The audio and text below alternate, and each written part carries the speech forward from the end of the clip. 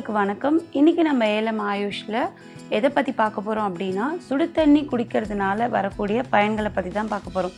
இப்போ நமக்கிடையே இந்த பழக்கம் எல்லார்கிட்டையுமே வந்திருக்கு. அதாவது சுடு தண்ணி நம்மளோட அன்றாட நாளில் எடுத்துக்கணும் அப்படின்னு சொல்லிட்டு. பட் இது குடிக்கிறதுனால என்ன மாதிரியான பெனிஃபிட்ஸ் அப்படின்றத பற்றி தான் நம்ம இந்த பதிவில் பார்க்க போகிறோம்.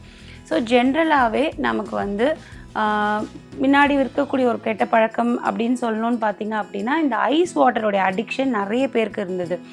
ஃப்ரிட்ஜில் வச்சு குடிக்கிறது, இல்லை ரொம்ப ஐஸ் க்யூப்ஸை தண்ணியில் குடிக்கிற வாட்டரில் ஆட் பண்ணி எடுத்துக்கிற ஹேபிட்ஸ் இருந்தது.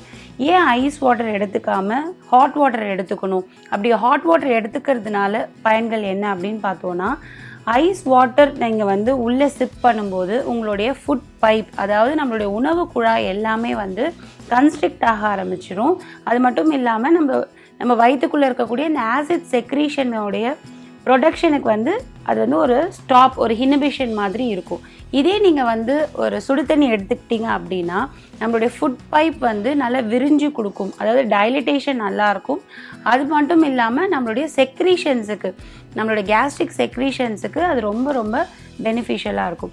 ஜென்ரலாகவே குடிக்கிற தண்ணியில் நமக்கு நிறைய பேருக்கு ஒரு மிஸ்கன்செப்ஷன் இருக்குது. தண்ணி தாகம் எடுத்தால் மட்டும்தான் குடிக்கணுமா, இல்லை சாப்பிடும்போது தண்ணி குடிக்கலாமா அப்படின்னு சொல்லிட்டு. அதுக்கு ஒரு கிளாரிட்டியான பதில் என்ன அப்படின்னு பார்த்தோன்னா, எப்போவுமே நீங்கள் எந்த மீல்ஸ், ஒரு பிரேக்ஃபாஸ்ட்டாக இருக்கட்டும், இல்லை ஒரு டின்னராக இருக்கட்டும், இல்லை லஞ்சாக இருக்கட்டும், சாப்பிட்றதுக்கு அரை மணி நேரத்துக்கு முன்னாடி தண்ணி எடுத்துக்கிட்டிங்க அப்படின்னா நம்மளுடைய கேஸ்ட்ரிக் ஜூஸஸோடைய செக்ரீஷனுக்கு அது ரொம்ப ரொம்ப ஹெல்ப்ஃபுல்லாக இருக்கும். டியூரிங் மீல்ஸ், அதாவது சாப்பிடும்போது ரொம்ப ரொம்ப தேவைப்பட்டதுன்னா, ரொம்ப அவசியம் இருந்தால் மட்டும் தண்ணி எடுத்துக்கிட்டிங்க அப்படின்னா பெரும்பாலும் அது ரொம்ப உங்களுக்கு உதவிகரமாக இருக்கும். சாப்பிட்டு முடித்த கையோட சொம்பு தண்ணி கடகடன்னு குடித்தோம் அப்படின்னா நம்மளுடைய கேஸ்ட்ரிக் ஜூஸஸ் எல்லாத்தையுமே இதை டைல்யூட் பண்ணிவிட்டு நம்மளுடைய ஜீரண ப்ராசஸ்க்கு, அந்த டைஜஷன் ப்ராசஸுக்கு அது ரொம்ப ரொம்ப என்ன பண்ணும் அப்படின்னு பார்த்தீங்கன்னா, கேஸ்ட்ரிக் ஜூஸஸ் எல்லாமே டைல்யூட் ஆகிடும். ஸோ டைஜஷன் ப்ராப்பராக நடக்காது.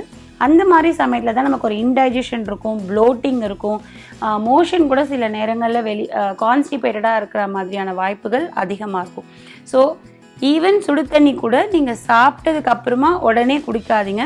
உங்களுடைய மீல்ஸ் முடித்து ஒரு ½ அன் ஹவர் கழித்து குடிக்க ஆரம்பிங்க. இதில் ஃபஸ்ட்டு விஷயம் என்ன அப்படின்னு பார்த்தோன்னா, இந்த வயதானவர்களுக்கு இந்த நரம்பு சம்மந்தப்பட்ட பிரச்சனைகள் அதிகமாக இருக்கும். ஸோ இதில் ஒரு recent research has proven that above 50 years R entering into geriatric age, இந்த 60 yearsக்குள்ளே இருக்கவங்க ஹாட் வாட்டர் கண்டினியூஸாக எடுத்துக்கிட்டே வந்தாங்க அப்படின்னா, முதல் விஷயம் அவங்களுடைய நர்வஸ் சிஸ்டம் ஸ்ட்ரென்தன் ஆகும். அதுக்கு அடுத்த மெயினான விஷயம் என்னென்னா, அந்த ட்ரைனஸ் இன் தேர் மவுத், அந்த வாய் வறட்சியிலேருந்து அவங்களால ஈஸியாக வெளியில் வர முடியும். ரெண்டாவது விஷயம் மலச்சிக்கல், கான்ஸ்டிபேஷன். தூங்க போகிறதுக்கு முன்னாடி 2 டம்ளர் ஹாட் வாட்டர் வித் 2 கொய்யாப்பழம் எடுத்துக்கிட்டாங்க அப்படின்னா மலச்சிக்கல்லேருந்து அவங்களால ஈஸியாக வெளியில் வர முடியும். மூணாவது விஷயம், இந்த GERDன்னு சொல்லக்கூடிய இந்த கேஸ்ட்ரோஈசோஃபிஜியல் ரிஃப்ளெக்ஸ், அதாவது நம்மளுடைய ஆசிட் ரிஃப்ளெக்ஸ், அதாவது நம்ம வயிற்றுக்குள்ளே இருக்கக்கூடிய செக்ரீஷன்ஸ் திரும்பி நம்ம வாய்க்கே போகிறதுனால சில பேருக்கு வாயில் அல்சர்ஸ் வரலாம். ஈவன் சம்டைம்ஸ் பார்த்திங்கன்னா நாக்குலையுமே ஒரு கசப்பான ஒரு தன்மை எப்போவுமே இருந்துக்கிட்டே இருக்கும். இது மெயினாக பிகாஸ் ஆஃப் யுவர் கேஸ்ட்ரிக் செக்ரீஷன்ஸ்னால. அது மாதிரி இருக்கவங்களும் நீங்கள் சுடு தண்ணி ரெகுலராக எடுத்துக்கிட்டிங்க அப்படின்னா அந்த அசிடிட்டியோடைய அளவு உங்களுக்கு குறைஞ்சிக்கிட்டே வரும். நம்ம வெறும் பிளெயின் சுடு தண்ணி மட்டும்தான் எடுத்துக்கணும்னு அவசியமே கிடையாது. நம்மளுடைய கிச்சனில் இருக்கக்கூடிய எல்லா ஸ்பைசஸுமே நம்ம ஹாட் வாட்டரில் யூஸ் பண்ணிக்கலாம். அது போட்டு கொதிக்க வைக்கணுன்ற நெசசிட்டி கிடையவே கிடையாது. நீங்கள் உங்கள் ஹாட் வாட்டரில் ஒரு ½ ஸ்பூன் ஜீரகம் போட்டு வச்சுக்கலாம், இல்லை ஏலக்காவை அந்த ஏலக்காவுடைய பொடி மட்டும் நீங்கள் எடுத்து போட்டு வச்சுக்கலாம். ஈவன் லவங்க பட்டையை நீங்கள் யூஸ் பண்ணலாம். இது எல்லாமே எதுக்கு நமக்கு ரொம்ப பயனுள்ளதாக இருக்கும்னு பார்த்தீங்கன்னா, நம்மளுடைய வெயிட் லாஸுக்கு ரொம்ப ரொம்ப ஹெல்ப்ஃபுல்லாக இருக்கும். ஏன்னா நீங்கள் எவ்வளோ ப்ராப்பராக தண்ணி எடுக்கிறீங்களோ நம்ம பாடியில் இருக்கக்கூடிய டாக்ஸின்ஸ் எல்லாமே ஃப்ளஷ் அவுட் ஆகிடும். ஈவன் நம்மளுடைய ஃபேட் மெட்டபாலிசம்க்கு ரொம்ப ரொம்ப ஹெல்ப்ஃபுல்லாக இருக்கும். நம்ம கோல்டு வாட்டரை பற்றி பேசிகிட்டு இருக்கும்போது நீங்கள் நிறைய கோல்டு வாட்டர் எடுத்துக்கிட்டே இருந்தீங்க அப்படின்னா ஃபேட் இமோபிளைஸ் ஆகாமல் நம்மளுடைய ஃபுட்டும் நம்மளுடைய டாக்ஸின்ஸும் அப்படியே கண்டென்ஸ் ஆக ஆரம்பிக்கும். நம்மளுடைய உள்ளே இருக்கக்கூடிய இன்டர்னல் ஆர்கன்ஸ் எல்லாமே கன்ஸ்ட்ரிக்ட் ஆகிறதுக்கு நிறைய வாய்ப்புகள் இருக்குது. ஸோ அதனால் நம்மளுடைய அன்றாட வாழ்க்கை முறையில் காலையில் எழுந்திரிச்ச உடனே சுடு தண்ணி குடிக்கிற ஹேபிட்டை நம்ம கல்டிவேட் பண்ணிக்கணும். சாப்பிட்றதுக்கு அரை மணி நேரம் முன்னாடி தண்ணி குடிக்கலாம். சாப்பிட்டு அரை மணி நேரம் கழித்து தண்ணி குடிக்கிறது பெட்டர்.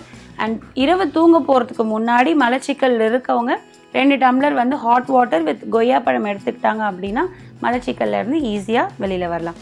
வேறொரு மருத்துவ தகவலோடு உங்களை மீண்டும் சந்திக்கிறேன். நன்றி, வணக்கம்.